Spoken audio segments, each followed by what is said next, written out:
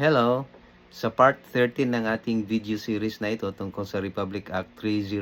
o yung Anti-Graft and Corrupt Practices Act ay tinalakay natin ang Section 4 na kung saan mayroong mga prohibition or dapat ano yung pinagbabawal gawin sa mga private individuals na may close relation or relative ng isang public official. Ngayon naman, talakayin naman natin yung Section 5, prohibition on certain relatives. Sino naman itong mga relative na ito na mayroong prohibition or bawal gawin nila sa ilalim ng Republic Act 3019. Okay, ang sabi ng Section 5, prohibition on certain relatives. It shall be unlawful for the spouse or for any relative by consanguinity or affinity within the third civil degree of the President of the Philippines, the Vice President of the Philippines, the President of the Senate, or the Speaker of the House of Representatives to intervene directly or indirectly in any business, transaction, contract, or application with the government, provided that this section shall not apply to any person who, prior to the assumption of office of any of the above officials to whom he is related, has been already dealing with the government along the same line of business, or to any transaction, contract, or application already existing or pending at the time of such assumption of public office, nor to any application filed by him, the approval of which is not discretionary on the part of the official or officials concerned, but depends upon the compliance with requisites provided by law or rules and regulations issued pursuant to law, nor to any act lawfully performed in an official capacity or in the exercise of a profession.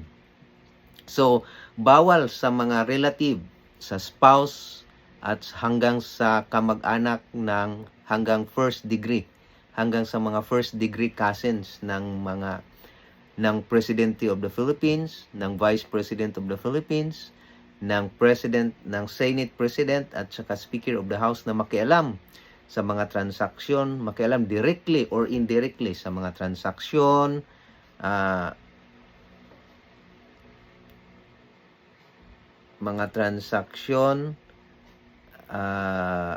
kontrata, business, or application with the government. So, hindi po pwedeng makialam yung mga asawa ng Presidente ng Pilipinas or yung Vice President ng Pilipinas or yung Senate o yung asawa o kamag-anak hanggang first degree cousins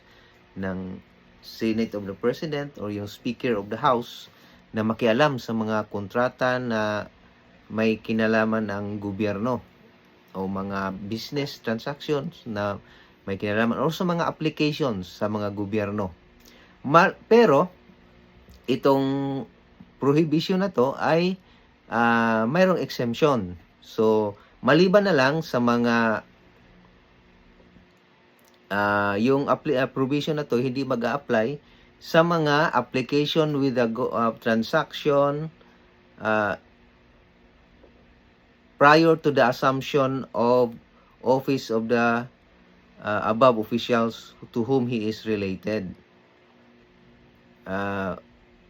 So kung meron ng mga halimbawa transaction yung kamag-anak ng Presidente ng Pilipinas halimbawa or yung Vice President ng Pilipinas or yung kamag-anak ng Senate President or Speaker of the House, kung meron na siyang transactions or dealing with the governments bago pa man nag-assume ng office itong mga official na ito, hindi ito sakop or hindi ito kasama sa pinagbabawal ng batas. Or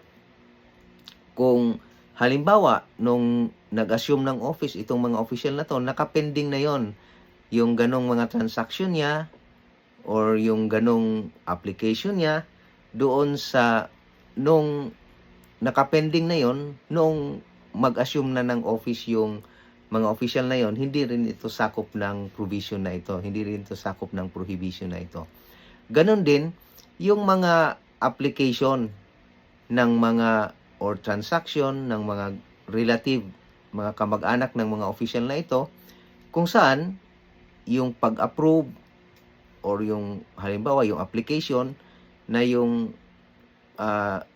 pag-approve or pagtanggap ng application na yun ay hindi nakadepende sa desisyon o sa discretion ng mga official na ito, kundi nakabase ito sa mga requirement ng batas or mayroong certain requirement ang batas para mag-qualify ka na ma-appoint dyan, hindi nakadepende sa discretion o sa decision lamang ng mga official na ito, hindi rin sakop yon sa prohibition na ito. So yan po ang pinagbabawal na gawin ng mga kamag-anak ng President ng Pilipinas, Vice President, Senate of the Philippines, Speaker of the House, hanggang sa third civil degree or yung first cousins.